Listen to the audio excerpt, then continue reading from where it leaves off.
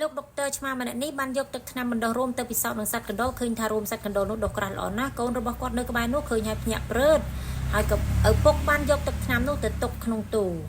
នៅពេលយប់ឡើងកូនរបស់គាត់នោះបានបន្លំខ្លួនទៅលួចយកទឹកថ្នាំដែលឪពុកលាក់ទុកនោះយកមកលាបឡើងពេញខ្លួនរបស់វាមួយសន្ទុះក្រោយមករោមឆ្មានោះដុះយ៉ាងក្រាស់ហើយវាបានតែឆ្លុះកញ្ចក់មើលថាមិនមែនជារូបរាងរបស់វាទេវាបានតែយកម៉ាស៊ីនកោររោម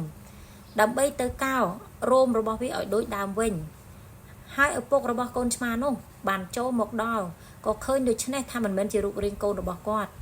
ថានរណាគេនឹងភ្ញាក់ព្រឺតក៏បានយកដំបងរត់វាយឡើងពេញផ្ទះតែម្ដងកូនឆ្មាតូចនោះភ័យឡើងបាសសក់វាបានតែយកគ្រឿងសម្គាល់មួយជាខោដើម្បីបង្ហាញឪពុករបស់វាថាជាខ្ញុំទេ